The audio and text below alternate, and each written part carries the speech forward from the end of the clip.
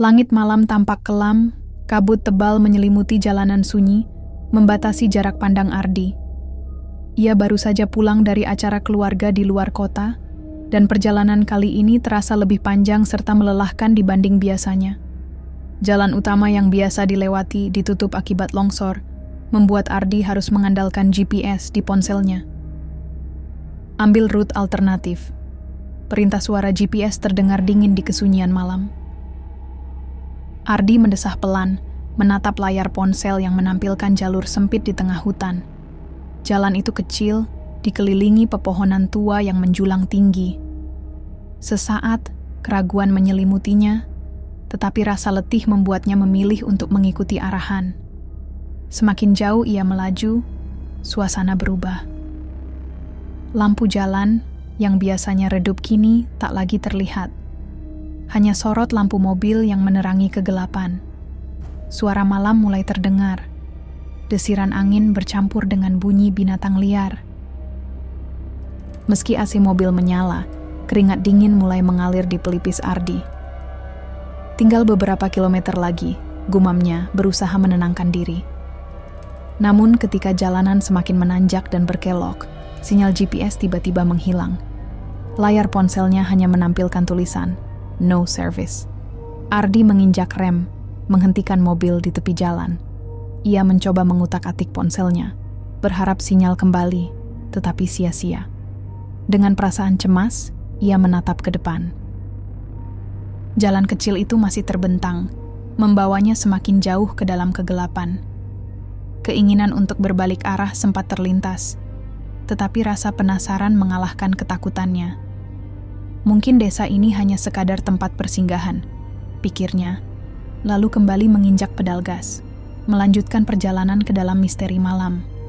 Ia menyalakan mesin kembali dan melanjutkan perjalanan, berharap segera menemukan tanda-tanda peradaban. Namun, yang ia temukan bukanlah desa biasa. Di balik tikungan terakhir, deretan rumah tradisional berdiri rapi di sepanjang jalan. Desa itu tampak seolah menyambutnya, tenang, bersih, dan diterangi cahaya lampu kuning redup yang menggantung di setiap beranda. Akhirnya, ucap Ardi dengan napas lega. Meski perasaannya mengatakan ada sesuatu yang janggal, ia belum menyadari bahwa malam itu akan menjadi malam yang panjang dan mencekam. Mobil Ardi perlahan menyusuri jalan utama desa. Rumah-rumah kayu berjajar rapi, mencerminkan desa tradisional yang terawat baik. Lampu minyak menggantung di setiap beranda, memberikan penerangan lembut yang memancarkan kesan hangat. Namun, di balik kesempurnaan itu, suasana desa terasa terlalu sunyi untuk ukuran sebuah permukiman. Tak ada suara televisi, tawa anak-anak, atau aktivitas malam lainnya. Keheningan itu membuat bulu kuduknya meremang. Ardi akhirnya memutuskan berhenti di depan sebuah rumah besar yang tampak seperti balai desa. Ia mematikan mesin mobil dan keluar, disambut udara malam yang dingin dan lembab. Tak lama kemudian, seorang pria tua bertongkat kayu muncul dari dalam rumah. Wajahnya dipenuhi keriput. Namun sorot matanya yang hitam pekat tampak tajam, seolah mengawasi setiap gerakan Ardi. "Selamat malam, Tuan," sapa pria tua itu dengan suara serak namun ramah. "Apakah Anda tersesat?" Ardi mengangguk pelan, berusaha tetap tenang, meski perasaan aneh mulai menghinggapinya. "Ya, GPS saya membawa saya ke sini. Apakah desa ini bernama apa?" Pria tua itu menyunggingkan senyum tipis, memperlihatkan deretan giginya yang menguning. "Desa kami tidak memiliki nama, tetapi kami selalu menyambut tamu dengan tangan terbuka." Sebelum Ardi sempat merespons, beberapa orang mulai keluar dari rumah-rumah di sekitarnya. Mereka mengenakan pakaian sederhana dan tersenyum ramah. Namun ada sesuatu di balik tatapan mereka yang membuat Ardi semakin waspada. Namun, tatapan mereka semua serupa, kosong. Seolah mereka melihat, tetapi tidak benar-benar menatap. Seorang wanita melangkah maju, membawa nampan berisi minuman hangat, lalu menyodorkannya kepada Ardi. "Minumlah, perjalananmu pasti melelahkan," ujarnya lembut. Ardi ragu sejenak, tetapi akhirnya menerima gelas itu. Setelah menyesapnya, rasa lelahnya sedikit berkurang, meski kewaspadaannya tetap terjaga. "Terima kasih," ucapnya sambil mengembalikan gelas. "Sebenarnya, saya hanya ingin tahu jalan keluar dari desa ini. Saya harus melanjutkan perjalanan." Pria tua itu tertawa kecil. Suaranya terdengar seperti geraman halus. "Ah, tak perlu terburu-buru. Anda bisa bermalam di sini. Kami akan memastikan Anda beristirahat dengan nyaman." Ardi ingin menolak, tetapi melihat keadaan sekeliling, jalan gelap dan hutan yang membentang luas, ia sadar bahwa tak ada pilihan lain. "Baiklah, tapi hanya semalam," katanya akhirnya. Pria tua itu mengangguk dan mempersilakannya masuk ke sebuah rumah tamu. Rumah itu bersih, beraroma kayu segar, dan diterangi lilin-lilin yang menyala di setiap sudut. Ardi merasa sedikit tenang, meski perasaan bahwa ada sesuatu yang salah tetap menghantuinya.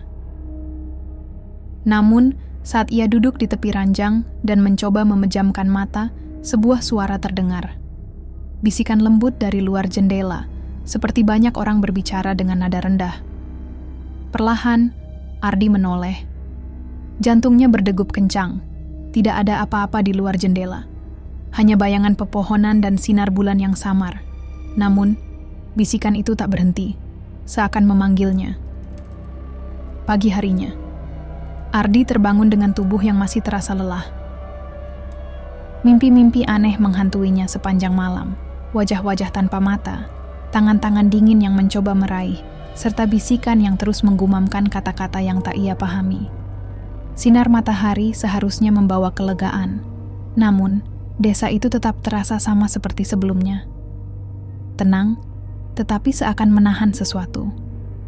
Ardi keluar dari rumah tamu dan melihat beberapa penduduk sudah beraktivitas.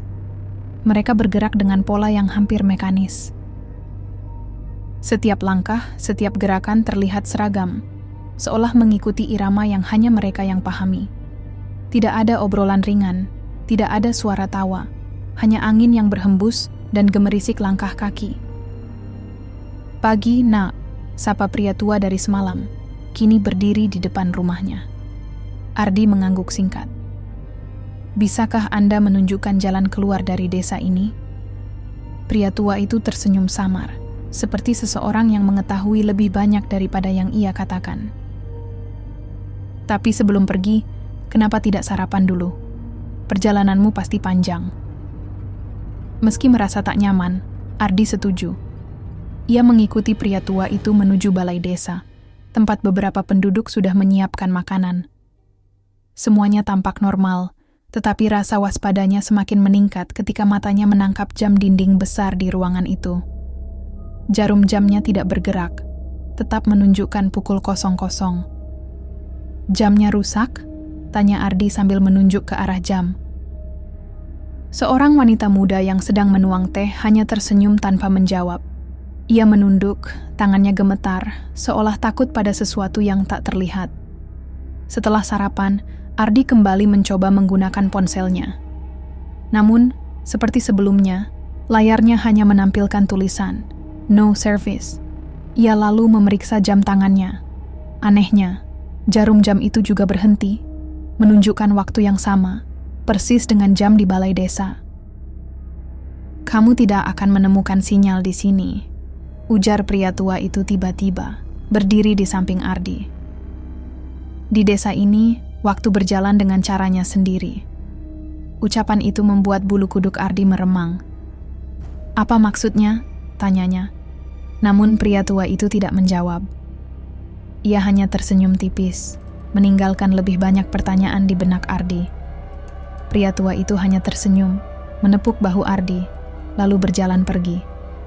Tiba-tiba, suara-suara bisikan yang ia dengar semalam kembali terdengar. Samar, bercampur dengan desiran angin. Ardi menoleh ke arah hutan di pinggir desa, merasakan tatapan tak kasat mata yang mengawasinya. Saat ia kembali ke rumah tamu untuk mengambil barang-barangnya, sesuatu membuatnya semakin gelisah. Cermin di kamar itu tidak memantulkan bayangannya. Ardi memejamkan mata sejenak. Bibirnya bergetar lirih. Ya Tuhan, apa yang sebenarnya terjadi di tempat ini? Ketegangan semakin mencengkeramnya. Satu hal yang pasti, ia harus segera keluar dari desa ini. Setelah berkemas, Ardi memutuskan menemui pria tua tadi untuk meminta petunjuk jalan keluar. Ia menemukannya duduk di bawah pohon besar di tengah desa, seolah sudah menunggu. Warga lain masih sibuk dengan aktivitas monoton mereka, seakan tak peduli dengan keberadaan Ardi.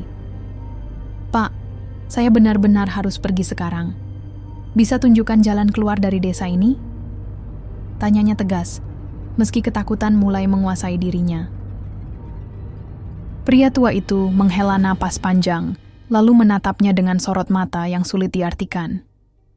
"Sebelum kau pergi, ada sesuatu yang harus kau ingat," katanya pelan. Ardi mendengarkan dengan saksama.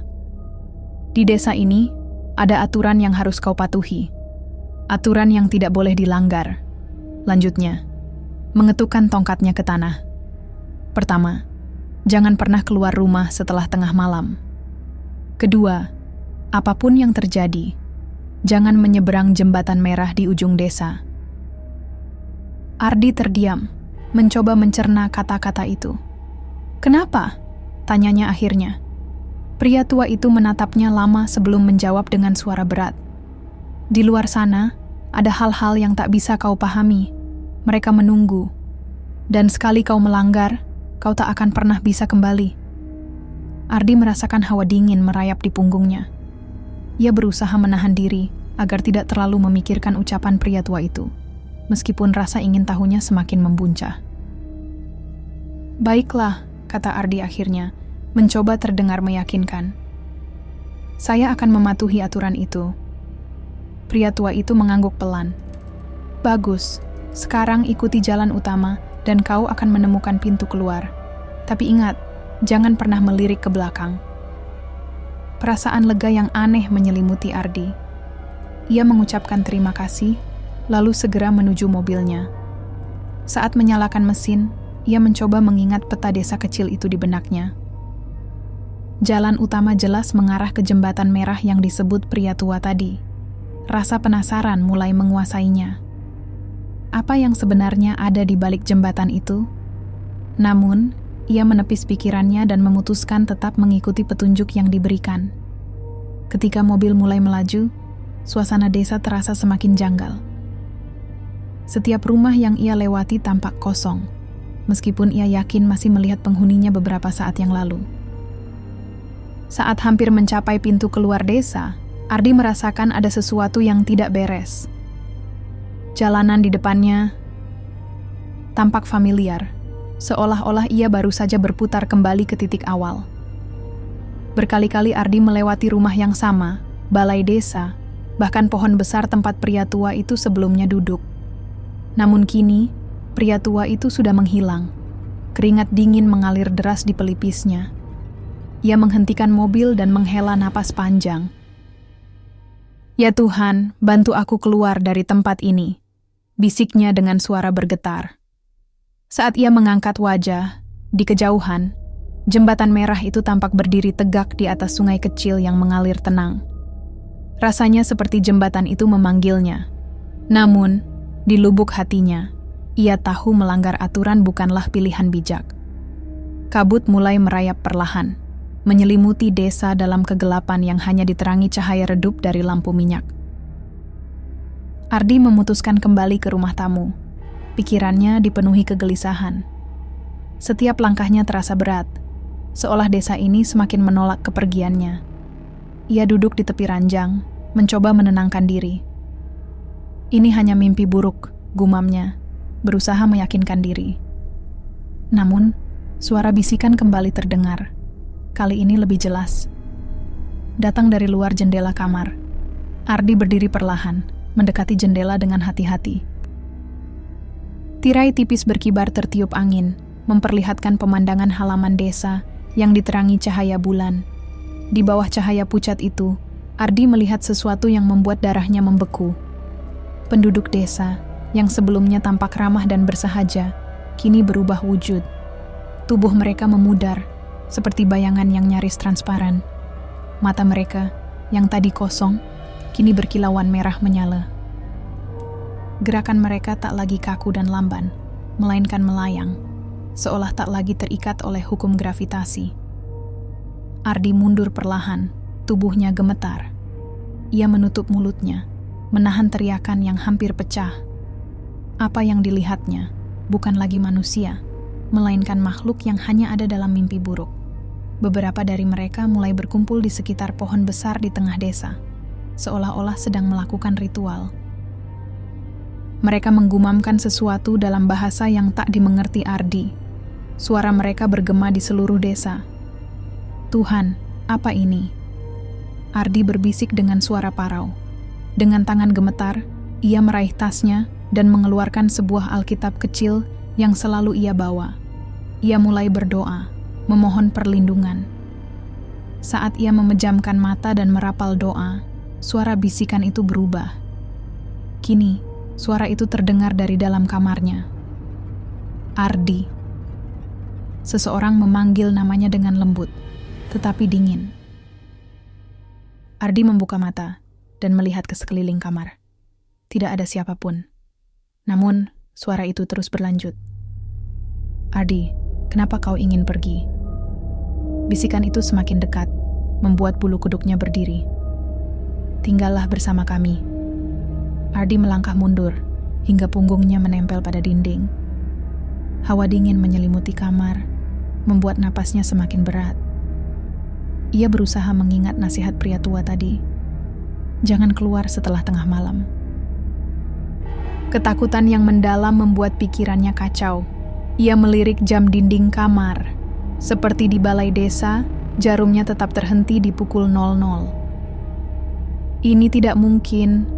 Lalu, terdengar suara ketukan pelan di pintu. Ardi membeku. Siapa yang datang di tengah malam seperti ini? Ketukan itu terus berlanjut, semakin keras, semakin mendesak, hingga akhirnya hening. Lalu, suara itu kembali terdengar, kali ini dari balik pintu. "Ardi." Suara itu begitu dekat, begitu nyata. Ardi menatap pintu kayu di depannya dengan napas tertahan. Dalam hatinya, ia terus berdoa, berharap apapun yang ada di luar sana segera pergi. Tiba-tiba, suara ketukan itu berhenti, digantikan oleh keheningan yang begitu mencekam. Ardi memutuskan untuk tidak membuka pintu, berusaha bertahan hingga pagi. Namun, jauh di dalam hatinya, ia tahu malam ini belum benar-benar berakhir. Pagi datang tanpa tanda-tanda kehidupan yang baru. Matahari seakan enggan menyinari desa, meninggalkan suasana kelabu yang membuat segalanya tampak seperti mimpi buruk tanpa akhir. Dengan tubuh lunglai, Ardi bangkit dari tempat tidur. Semalaman ia nyaris tidak tidur. Matanya merah, tubuhnya lelah, tetapi tekadnya sudah bulat. Bagaimanapun caranya, ia harus keluar dari desa ini. Setelah memastikan semua barangnya siap, ia bergegas keluar dari rumah tamu. Desa masih sunyi. Sesekali ia mendengar langkah kaki, tetapi tidak melihat siapapun. Tidak ada warga yang menyapanya.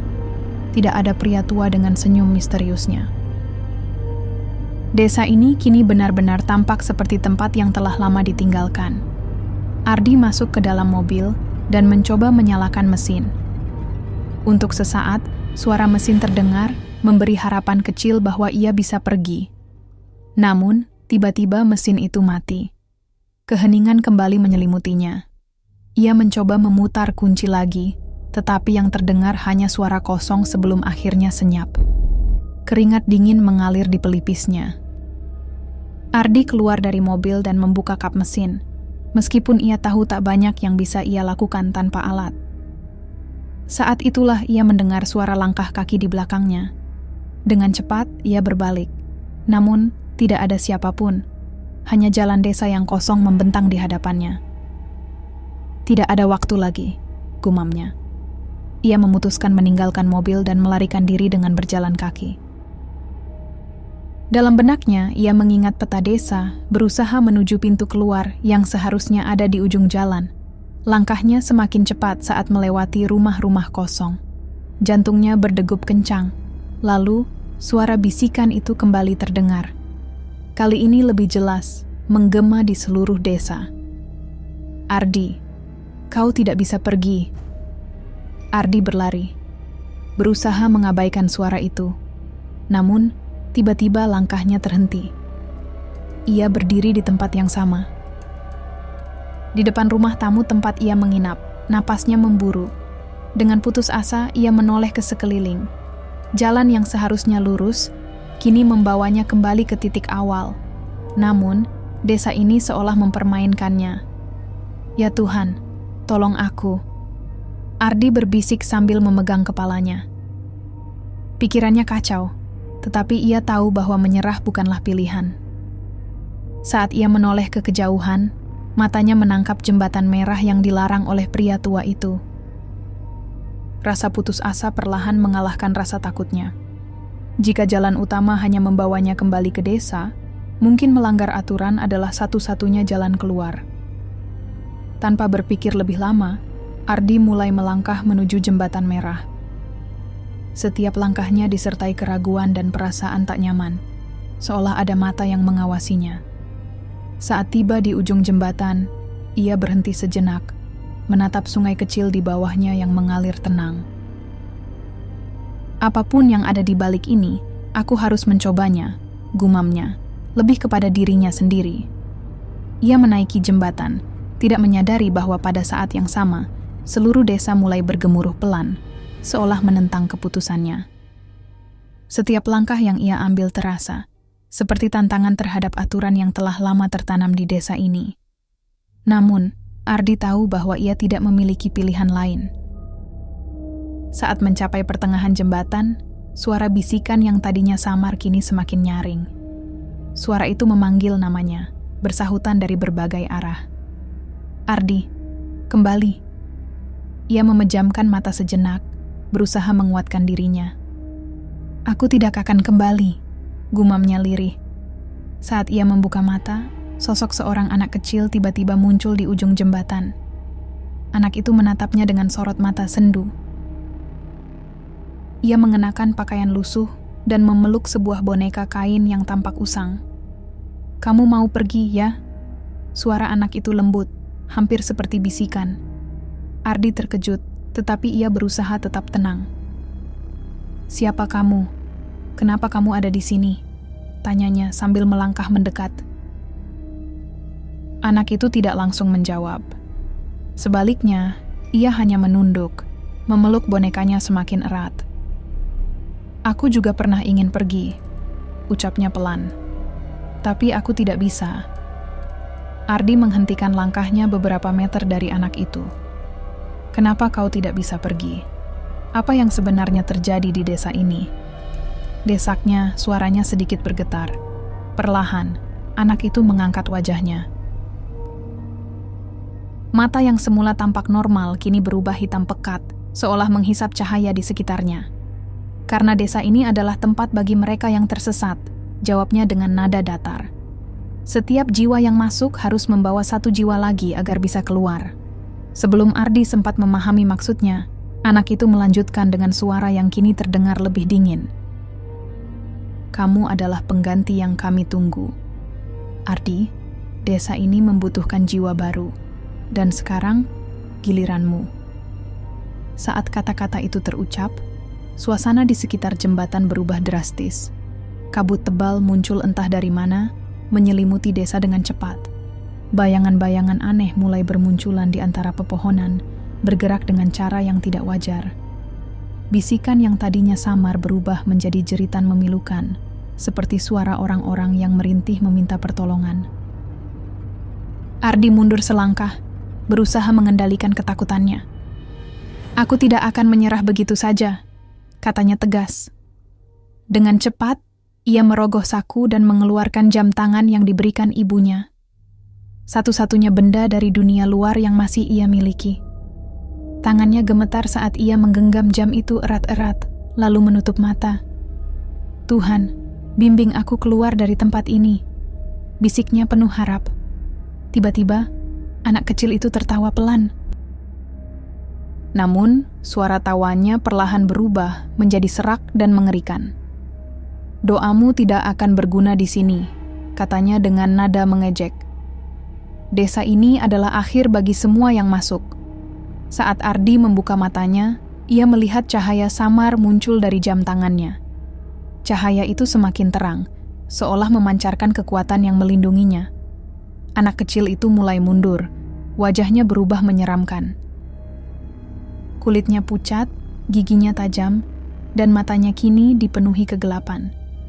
Ardi tidak bisa menunggu lebih lama. Dengan sekuat tenaga, ia berlari melewati anak itu menuju ujung jembatan. Tanah di bawah kakinya terasa semakin goyah, seolah hendak runtuh. Setiap langkahnya diiringi jeritan dan bisikan yang semakin kencang. Namun, ia tidak peduli. Hanya satu hal yang ada di pikirannya: keluar dari desa ini. Begitu melewati jembatan merah, ia merasa sedikit lega, tapi rasa tenang itu hanya bertahan sesaat. Kabut tebal menyelimuti hutan di depannya, membuat jarak pandang semakin terbatas. Suara bisikan masih terdengar, meskipun mulai meredup. Ardi mempercepat langkah, berusaha mengabaikan rasa takut yang terus mengintainya. Namun, tiba-tiba ia berhenti. Di depan, berdiri sosok kecil yang familiar, anak tadi. Ia masih di sana, berdiri di tengah kabut dengan ekspresi dingin. Namun kali ini, wajahnya kembali seperti anak biasa. Tidak ada mata hitam ataupun gigi tajam. "Kenapa kau mengikutiku?" tanya Ardi, suaranya tegang. Anak itu tersenyum lemah. "Aku ingin membantu," katanya polos. "Aku tahu jalan keluar dari desa ini." Ardi ragu, tapi keputusasaan membuatnya mempertimbangkan tawaran itu. Anak itu mulai melangkah, dan Ardi mengikutinya. Mereka menyusuri jalan setapak yang semakin gelap, diapit pohon-pohon besar yang menjulang tinggi. Suasana semakin mencekam, tetapi Ardi berusaha tetap fokus. Namun ada sesuatu yang terasa aneh, seolah-olah hutan ini hidup dan mengawasi setiap gerakannya. "Sudah dekat," kata anak itu tiba-tiba. Ia menunjuk sebuah celah sempit di antara pepohonan. "Lewat sana, kau akan menemukan jalan keluar." Harapan mulai menyala di dada Ardi. Ardi segera bergegas menuju celah itu. Namun, sebelum ia sempat melangkah lebih jauh, anak itu kembali berbicara. Tapi, ada satu syarat. Langkah Ardi terhenti. "Syarat apa?" tanyanya waspada. Anak itu menatapnya dengan sorot mata sendu. "Kamu harus meninggalkan sesuatu yang berharga di sini. Sesuatu yang membuatmu terikat dengan dunia luar." Ardi terdiam, mencoba memahami maksudnya. Lalu, pikirannya langsung tertuju pada jam tangan ibunya. Itu adalah satu-satunya benda nyata yang masih ia miliki. Hatinya berdebar kencang. Jam tangan itu bukan sekadar aksesori. Itu adalah simbol kasih sayang ibunya. Benda yang selama ini memberinya kekuatan dan keberanian. "Tidak mungkin," gumam Ardi pelan. "Aku tidak bisa menyerahkannya." Anak itu melangkah lebih dekat, tatapannya berubah tajam. "Kalau begitu, kau tidak akan pernah bisa keluar dari desa ini." Kata-kata itu membuat Ardi merinding. Ia mulai menyadari bahwa anak ini mungkin tidak sepenuhnya ingin menolongnya. Rasa kecewa bercampur takut. Namun, ia juga sadar bahwa dirinya tidak memiliki banyak pilihan. Di saat genting, ia menggenggam jam tangannya erat dan berdoa dalam hati. "Tuhan, berikan aku kekuatan untuk mengalahkan kegelapan ini."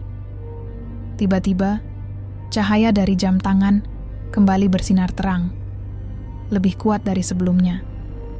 Anak itu mundur beberapa langkah, menutupi wajahnya yang kini kembali berubah menjadi sosok mengerikan. "Kau tidak akan lolos," teriaknya, suaranya bergema dengan nada mengancam. Ardi tidak membuang waktu. Ia langsung berlari melewati celah di antara pepohonan. Suara jeritan mengerikan menggema di belakangnya, seolah berusaha menghentikannya. Setiap langkah terasa berat, seperti ada sesuatu yang mencoba menariknya kembali. Namun, ia tahu bahwa ia harus terus maju. Cahaya dari jam tangan menjadi satu-satunya panduannya di tengah kegelapan. Ketika akhirnya ia melewati celah itu, sesuatu mencengkeram pergelangan tangannya dengan kuat. Namun, dengan sisa tenaga terakhirnya, Ardi berhasil melepaskan diri dan terus berlari. Sampai akhirnya, di kejauhan, ia melihat cahaya terang menyinari jalannya. Ardi terus berlari menuju cahaya di kejauhan. Napasnya tersengal, kakinya terasa semakin berat, tetapi suara jeritan dan bisikan di belakangnya semakin nyaring. Seolah makhluk-makhluk desa itu murka karena ia hampir berhasil lolos. Kabut di sekelilingnya mulai menipis, tetapi kini bayangan-bayangan gelap bermunculan, mengepungnya dari segala arah. Saat cahaya itu semakin dekat, sosok anak kecil tadi muncul kembali. Kini dalam wujud yang paling mengerikan. Wajahnya memanjang, matanya yang hitam pekat kini bersinar merah menyala, dan tubuhnya melayang dengan tangan-tangan panjang yang bergerak lincah, seperti tentakel yang siap mencengkeram mangsanya. Anak itu menghadang Ardi, menyeringai lebar, memperlihatkan deretan taring tajam. "Kau pikir bisa lari begitu saja?" Suaranya menggema, terdengar dari segala arah. "Desa ini tidak akan membiarkanmu pergi." Hawa dingin menjalar ke seluruh tubuh Ardi, tetapi ia menolak untuk menyerah. Dengan gerakan cepat, ia menggenggam jam tangannya yang masih memancarkan cahaya terang. "Aku tidak akan menjadi bagian dari tempat ini," teriaknya lantang. Makhluk itu melesat ke arahnya dengan kecepatan luar biasa, tangan-tangannya merentang untuk menangkapnya. Namun, tepat sebelum makhluk itu menyentuhnya, Ardi mengangkat jam tangan di depan wajahnya. Cahaya dari jam itu meledak, menyebarkan kilauan menyilaukan yang memenuhi seluruh hutan. Makhluk itu menjerit kesakitan. Suaranya mengguncang udara, memenuhi langit malam dengan gema mengerikan. Bayangan-bayangan gelap di sekitar Ardi mulai memudar. Satu persatu lenyap ke dalam kegelapan, seolah cahaya jam tangan telah mengusir keberadaan mereka. Namun, pertarungan belum selesai. Tanah di bawah kaki Ardi mulai retak. Akar-akar pohon raksasa mencuat keluar, bergerak liar, berusaha menangkapnya seperti ular lapar. Ardi tersungkur, tetapi ia segera bangkit. Tubuhnya penuh luka dan debu. Cahaya dari jam tangan mulai meredup, tanda bahwa kekuatannya hampir habis. Dengan napas tersengal, ia menatap makhluk itu yang kini tampak melemah. Sosoknya perlahan memudar, seperti bayangan yang terkikis cahaya. Namun, sebelum benar-benar lenyap, ia menyeringai sekali lagi. "Ini belum berakhir," desisnya pelan, penuh ancaman. Sebelum akhirnya lenyap dalam semburan kabut hitam, makhluk itu sempat menyeringai, seolah memberi peringatan terakhir. Melihat celah kesempatan, Ardi mengumpulkan sisa tenaganya dan berlari secepat mungkin menuju cahaya di hadapannya. Tanah di bawahnya terus bergetar, suara-suara mengerikan masih membuntutinya. Tetapi ia tak lagi peduli. Hanya ada satu tujuan di pikirannya, keluar dari desa terkutuk ini. Saat tubuhnya menembus batas cahaya, dunia di sekelilingnya berubah drastis. Kabut tebal menghilang, suara-suara aneh lenyap, dan Ardi kini berdiri di tepi jalan raya yang sunyi. Udara pagi yang sejuk menyentuh wajahnya, mengisi paru-parunya dengan kesegaran yang begitu nyata. Matahari perlahan muncul di cakrawala, sinarnya yang hangat terasa seperti anugerah setelah kegelapan panjang yang baru saja ia lalui. Ardi terdiam. Matanya terpaku pada langit pagi. Napasnya masih memburu, dan tanpa ia sadari, air mata mengalir di pipinya. Perasaan lega dan kelelahan bercampur menjadi satu. Tangannya terangkat ke pergelangan, menatap jam tangan yang telah menyelamatkannya. Jarum jam itu kini berhenti, diam di angka 00. Meskipun ia selamat, Ardi tahu pengalaman ini akan menghantuinya selamanya. Ia menghembuskan napas panjang, mencoba menenangkan diri. Dunia nyata yang terang dan penuh kehangatan terasa begitu berbeda setelah malam yang penuh teror. Namun rasa lega itu tak bertahan lama. Ia buru-buru merogoh sakunya, mengeluarkan ponsel dengan harapan mendapatkan sinyal.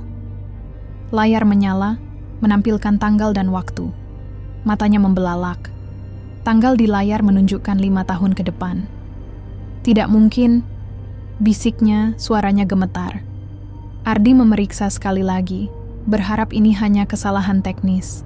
Tetapi tidak, tanggal dan waktunya tetap sama. Kepanikannya semakin menjadi. Baginya ia hanya terjebak di desa itu semalam. Tetapi di dunia nyata, bertahun-tahun telah berlalu. Pikiran Ardi berkecamuk. Apa yang telah terjadi selama ia menghilang? Apakah keluarganya masih mencarinya? Tangannya yang gemetar mencoba mengingat nomor telepon orang-orang terdekatnya. Dengan napas berat, ia mulai menekan angka. Layar menunjukkan panggilan tersambung.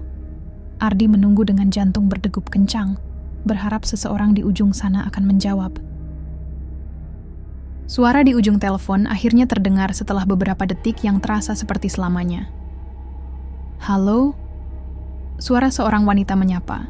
Suara yang begitu familiar, namun terdengar lebih dewasa dan lelah. Itu suara adiknya. Ardi menelan ludah. Napasnya berat. Ini aku, Ardi. Kata-kata itu hampir tak bisa ia percayai sendiri.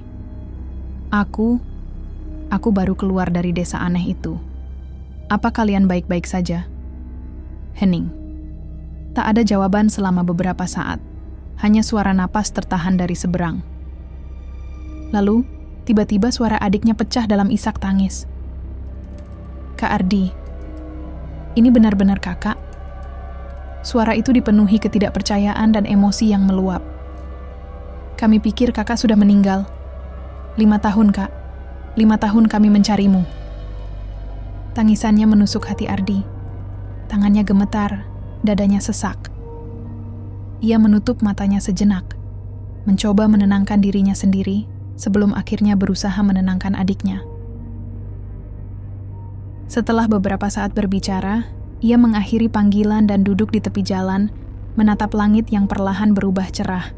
Namun, ketenangan itu hanya bertahan sejenak. Saat ia hendak bangkit, sensasi aneh menyelinap di lengannya.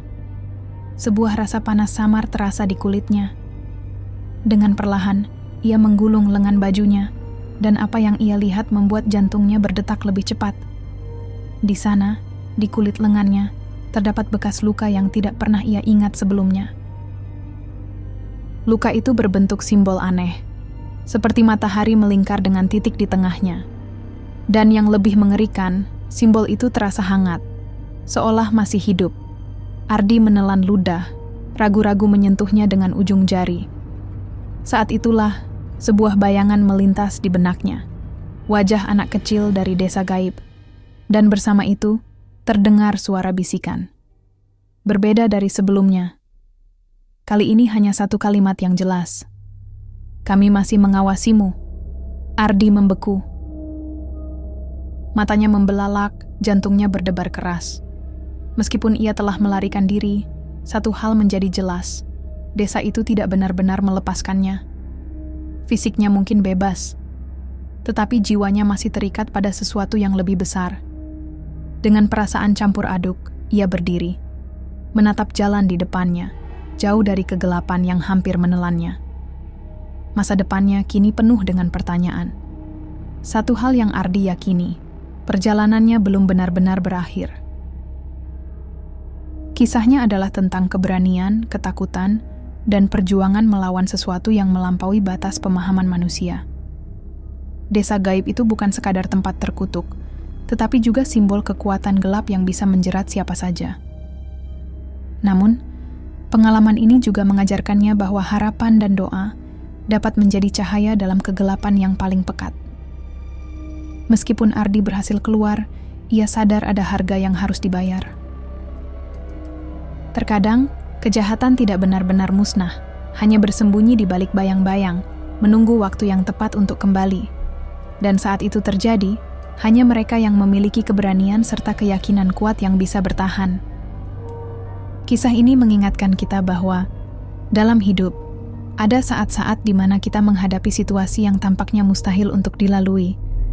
Tetapi dengan keteguhan hati dan kepercayaan, selalu ada jalan untuk melawan dan menemukan jalan keluar.